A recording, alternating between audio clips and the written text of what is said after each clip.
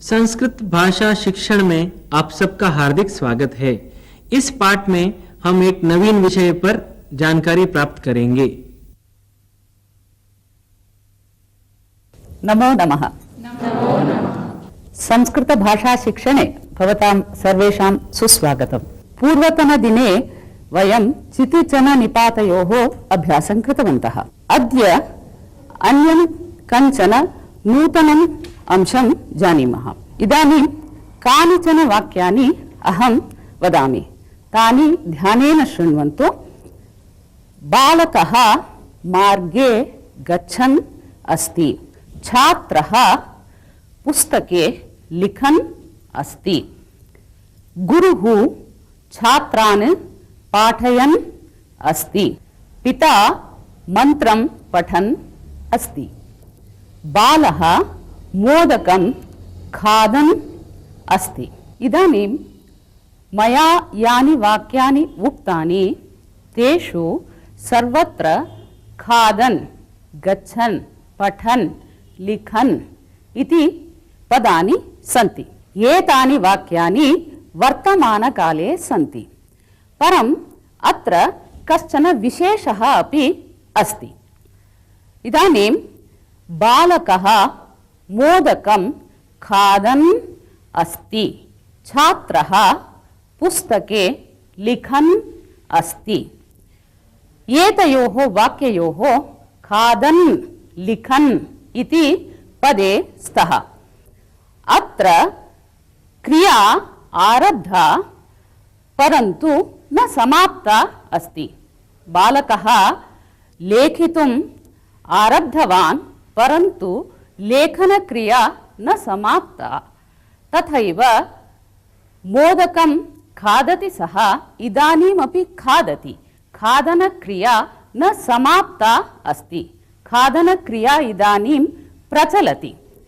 इत्युक्ते वर्तमानकालम् एतानि वाक्यानि वदन्ति, परन्तु क्रिया एतावत्पर्यन्तं न समाप्ता अस्ति।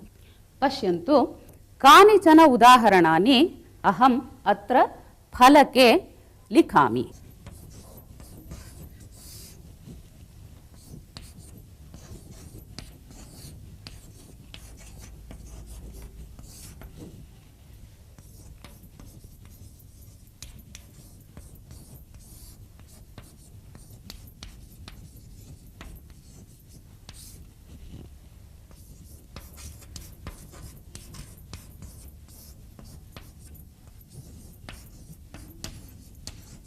एतानि पदानि भवन्तः जानन्ति। एतानि लट्लकारे क्रियापदरूपाणि सन्ति। प्रथमपुरुष एकवचनान्तानि रूपाणि एतानि। लिखति, गच्छति, खादति इति एतानि। लिखति इत्यस्य लिखन् इति एकं रूपम् अत्र लिखितमस्ति। गच्छति इत्यस्य गच्छन् इति रूपम्। खादति इत्यस्य खादन् इति रूपम्। लिखन्, गच्छन्, खादन् इति एतानि रूपाणि शत्रन्तानि रूपाणि भवन्ति।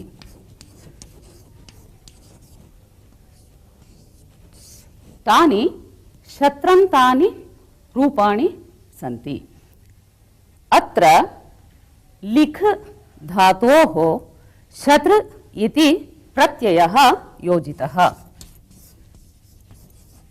लिख इत्यस्य शत्र इति प्रत्ययः योजितः, परन्तु अस्मिन् शत्र प्रत्यये केवलम्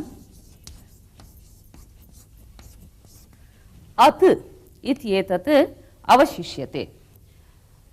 लिख धातोः अत् योजनेन लिखत् इति रूपं भवति। एतत् प्रातिपदिकं रूपम्।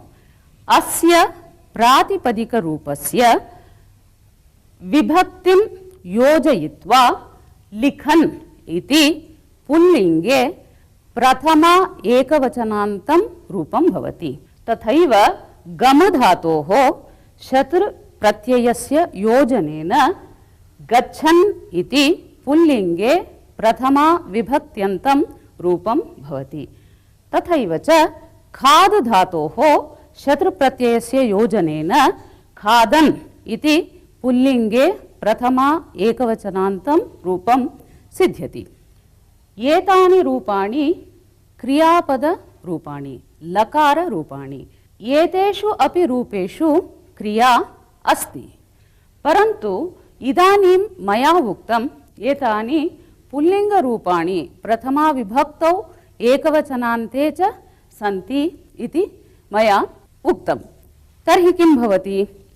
एतानि रूपाणि विशेषणरूपेण वाक्ये प्रयुज्यन्ते। पूर्वम् उक्तानि वाक्यानि स्मरामः। बालकः पुस्तके लिखन् अस्ति। बालकः इति शब्दः पुल्लिङ्गः शब्दः, अतः लिखन् इति शत्रन्तं रूपमपि तस्य विशेषणतया पुल्लिङ्गं प्राप्नोति।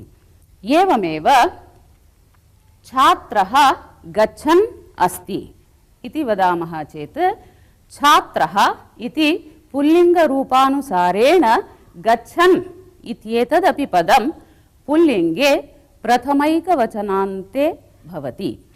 धातोः शत्रन्तं रूपं कथं सिद्ध्यति इति ज्ञातं वा? आम्, ज्ञातम्।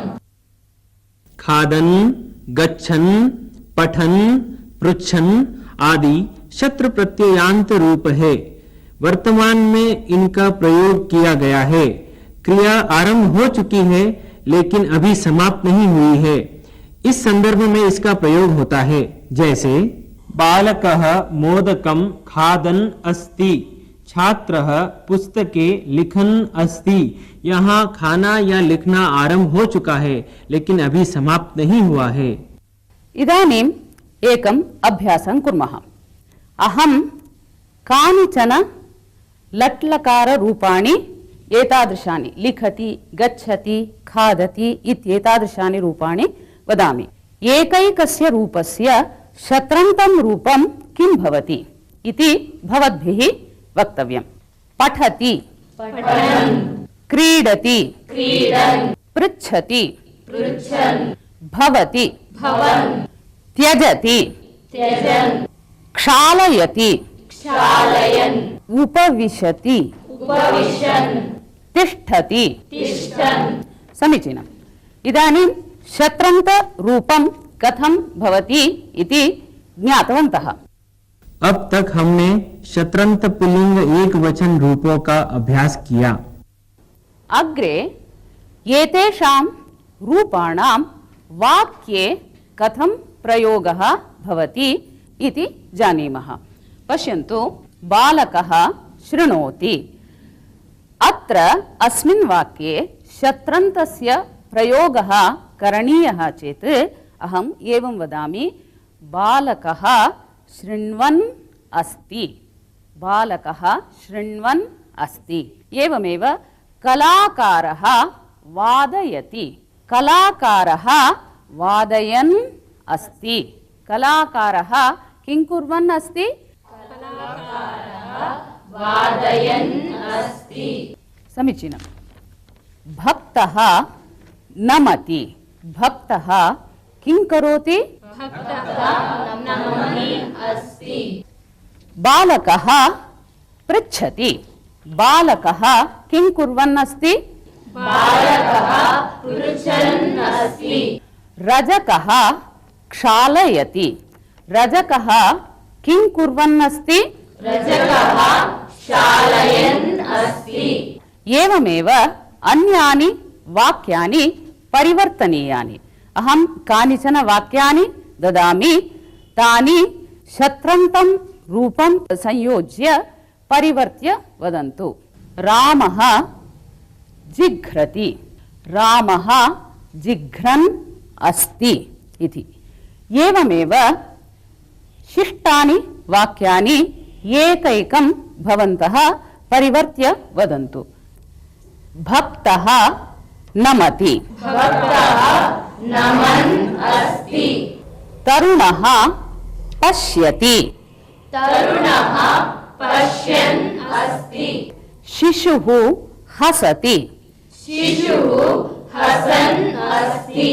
कपिः आरोहति। कपिः आरोहन् अस्ति। शिशुः रोदिति। शिशुः रुदन् अस्ति। गुरुः उपदिशति। गुरुः उपदिशन् अस्ति। वृद्धः गच्छति। वृद्धः गच्छन् अस्ति। मुकुन्दः गायति। मुकुन्दः गायन् अस्ति। नागेशः लिखति। नागेशः लिखन् अस्ति। समीचीनम्। अत्र पश्यन्तु, मुनिः शिष्यान् उपदिशन् अस्ति। मुनिः किं कुर्वन् अस्ति? मुनिः शिष्यान् उपदिशन् अस्ति। गुरुः किं कुर्वन् अस्ति? गुरुः छात्रान् पाठयन् अस्ति। गायकः किं कुर्वन् अस्ति? गायकः गीतं गायन् अस्ति। चित्रकारः किं कुर्वन् अस्ति? चित्रकारः चित्रं लिखन् अस्ति। भिक्षुकः किं कुर्वन् अस्ति? भिक्षुकः भिक्षां याचन् अस्ति। विदूषकः किं करोति? किमपि प्रदर्शयति। विदूषकः किं कुर्वन् अस्ति वदन्तु? विदूषकः किमपि प्रदर्शयन् अस्ति। अस्मिन् चित्रे अध्यापकः अस्ति, छात्रः अस्ति। अध्यापकः छात्राय पुस्तकं यच्छति। अध्यापकः किं कुर्वन् अस्ति? अध्यापकः छात्राय पुस्तकं यच्छन् अस्ति। अस्मिन् चित्रे एकलव्यः अस्ति। अत्र द्रोणाचार्यः अस्ति। द्रोणाचार्यः एकलव्यात् गुरुदक्षिणां स्वीकरोति। सः कां गुरुदक्षिणां स्वीकरोति? एकलव्यः स्वाम् अङ्गुलीमेव कर्तयित्वा गुरुदक्षिणां ददाति। एकलव्यः किं कुर्वन् अस्ति? अङ्गुलीं कर्तयन् अस्ति। एकलव्यः किं कुर्वन् अस्ति? एकलव्यः अङ्गुलीं कर्तयन् अस्ति। अस्मिन् चित्रे कश्चन सौचिकः अस्ति। सः किं करोति? सीवनं करोति। सौचिकः किं कुर्वन् अस्ति? सौचिकः सीवयन् अस्ति। सौचिकः सीव्यन् अस्ति। सौचिकः सीव्यन् अस्ति। नो चेत् सौचिकः सीवनं कुर्वन् अस्ति। सौचिकः सीव्यन् अस्ति अथवा सौचिकः सीवनं कुर्वन् अस्ति। अत्र कश्चन पुरुषः दृश्यते। सः विक्रयणं करोति। फलानां विक्रयणं करोति। सः किं कुर्वन् अस्ति? पुरुषः फलानां विक्रयणं कुर्वन् अस्ति। अत्र कश्चन शुनकः अपि अस्ति। सः किं करोति? शुनकः पश्यन् अस्ति। शुनकः पश्यन् अस्ति। किमपि खादितुं लभ्यते वा इति शुनकः पश्यन् अस्ति। एतावत् पर्यन्तम् अस्माभिः पुल्लिङ्गे प्रथमा विभक्त्यन्तानि, एकवचनान्तानि रूपाणि, शत्रन्तरूपाणि ज्ञातानि। इदानीम् एकैकं शत्रन्तं रूपं वाक्ये प्रयुज्य एकैकः, एकैका वा एकैकं वाक्यं वदन्तु। भवती वदति वा? शिशुः क्षीरं पिबन् अस्ति। चित्रकारः चित्रं लिखन् अस्ति। समीचीनं। भवती वदतु। नागेन्द्रमहोदयः श्रद्धया दूरदर्शनं पश्यन् अस्ति। समीचीनं। देवालये अर्चकः पूजयन् अस्ति।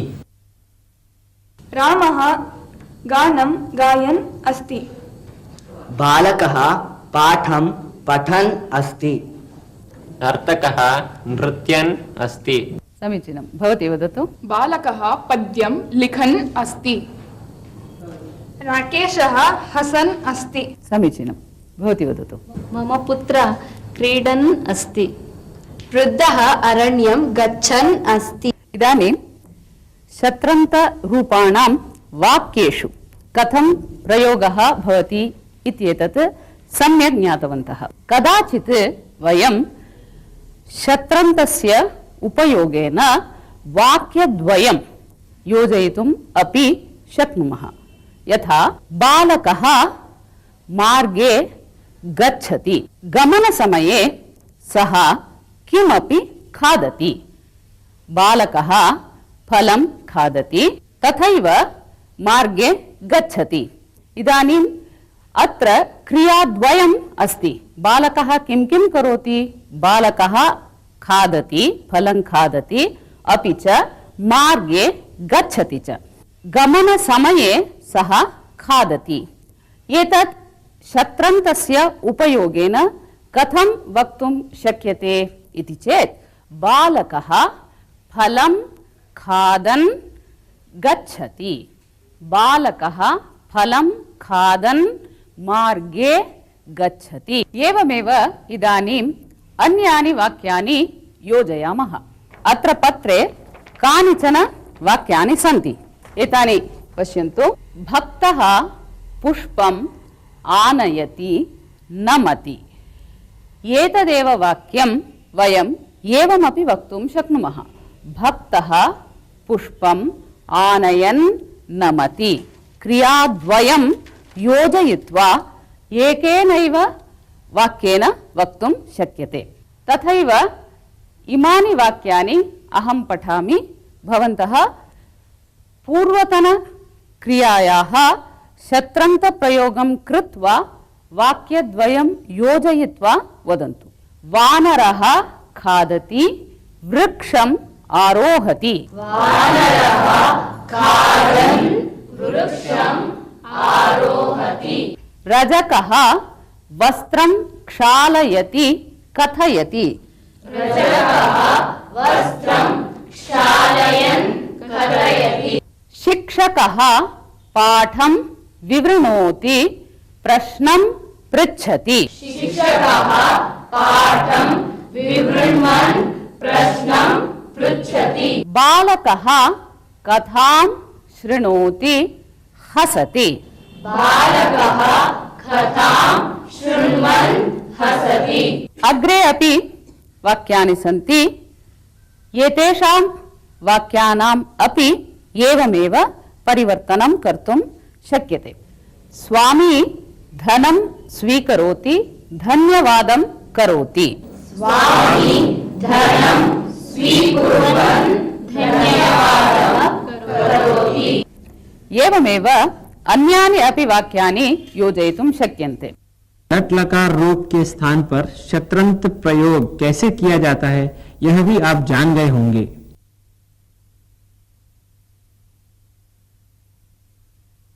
पद्माकरं दिनकरो विकचीकरोति।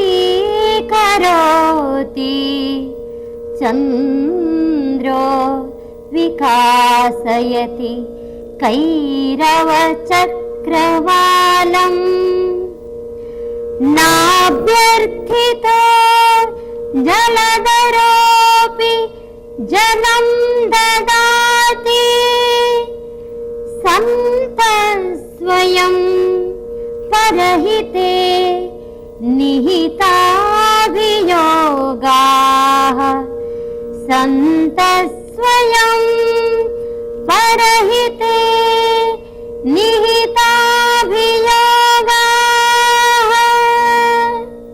पद्माकरं दिनकरो विकचीकरोति।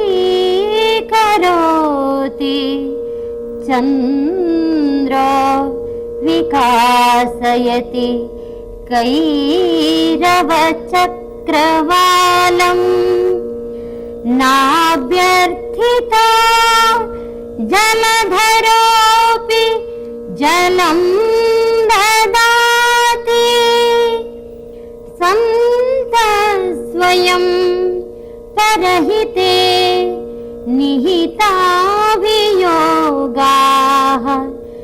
सन्तस्वयं परहिते निहिताभियोगाः। सुभाषितस्य अर्थः सूर्यः सरोवरे स्थितानि पद्मानि विकासयति, तदर्थं सः प्रार्थितः न भवति। एवं रात्रौ चन्द्रः कुमुदिनी समूहं विकासयति, सोऽपि अप्रार्थितः एव तत् करोति। मेघाः जलं वर्षन्ति, तदर्थं तेऽपि प्रार्थिताः न भवन्ति। एवमेव लोके सत्पुरुषाः सर्वदा अप्रार्थिताः एव परहितं कुर्वन्ति। सुभाषित का अर्थ सूर्य कमल को विकसित करता है, चंद्रमा कुमुदिनी को विकसित करता है, मेघ बिना मांगे ही जल देता है। इसी प्रकार सज्जन हमेशा दूसरों की भलाई करते हैं, परोपकार ही उनका जीवन होता है। इदानीमहं काञ्चित् कथां कथयामि, शृण्वन्तु। कश्चन दरिद्रः आसीत्। सः एकदा अब्रहाम लिंकन् महोदयस्य समीपं गतवान्। गत्वा वदति, भो महोदय, अहं बहु दरिद्रः अस्मि, मम समीपे किञ्चिदपि धनं नास्ति, धर्तुं वस्त्राणि अपि न सन्ति, खादितुम् अन्नं नास्ति, कृपया किञ्चित् साहाय्यं करोतु, धनं ददातु इति प्रार्थयते। तत् श्रुत्वा लिंकन् महोदयः पृच्छति, नूनं भवान् दरिद्रः वा इति। तदानीं दरिद्रो वदति, आम्, अहं नूनं बहु दरिद्रः एव अस्मि, कृपया साहाय्यं करोतु इति पुनः प्रार्थयते। तत् श्रुत्वा लिंकन् महोदयः वदति, तर्हि भवान् एवं करोतु, भवतः हस्तद्वयम् अस्ति किल, तत् मह्यम् अर्पयतु, तन्निमित्तम् अहं भवते $1,00,000 परिमितं धनं दास्यामि इति वदति। एतत् श्रुत्वा चकितः दरिद्रः, किं भोः, मम हस्तौ मम अत्यमूल्ये अङ्गे स्तः, एतौ अहं कथं दातुं शक्नोमि? धनस्य कृते अहं मम अङ्गे न दातुम् इच्छामि इति वदति। तदानीं लिंकन् महोदयः वदति, यदि हस्तौ दातुं न इच्छति तर्हि पादौ ददाति वा इति पृच्छति। तस्य कृते अहं $2,00,000 परिमितधनं दातुं शक्नोमि इत्यपि वदति। तदानीं दरिद्रः वदति, किं भोः, पूर्वं हस्तौ पृष्टवान्, यथा हस्तौ मम अमूल्यौ स्तः तथा मम पादावपि अमूल्यावेव, तौ अहं कथं दास्यामि इति वदति। तदानीं लिंकन् महोदयः पुनरपि वदति, यदि हस्तौ वा पादौ वा न दातुम् इच्छति तर्हि भवतः नेत्रे मह्यम् अर्पयतु, तत्कृते अहं $10,00,000 परिमितं धनं दातुम् इच्छामि। तेन धनेन भवतः दरिद्रता अपगच्छति, भवान् सुखेन जीवितुम् अर्हति इति वदति। इदानीं तु दरिद्रः आतङ्केन वदति, किं भोः, भवान् मम अत्यमूल्यानि अङ्गानि एकैकं कृत्वा पृच्छति, नेत्रे दत्वा अहं द्रष्टुमपि न शक्नोमि, मम जीवनमपि दुर्भरं भवेत्, कथमहं जीवामि नेत्रे विना इति पृच्छति। यदि भवान् बहुधनं दास्यति चेदपि मम अत्यमूल्यानि अङ्गानि यथा कथञ्चित् अहं न दातुम् इच्छामि इत्यपि वदति। तदानीं लिंकन महोदयः वदति, भवतः समीपे धनं नास्ति इति वदति भवान्, परन्तु एतानि भगवता दत्तानि अङ्गानि अत्यमूल्यानि अङ्गानि भवतः सन्ति किल? एतानि उपयुज्य भवान् बहु धनं सम्पादयितुम् अर्हति। एतत् श्रुत्वा दरिद्रस्य ज्ञानोदयः जातः। सः लिंकन महोदयं क्षमां याचितवान्, उक्तवान् च, इतः परम् अहं कदाचित् भिक्षां न याचे, परिश्रमेण धनं सम्पादयामि इति उक्त्वा निर्गतः। लिंकन महोदयस्य मुखे मन्दहासः प्रसृतः। धन्यवादः। नमो नमः। इसी के साथ अब यह पाठ समाप्त होता है। अगले पाठ में फिर मिलेंगे, तब तक के लिए धन्यवाद।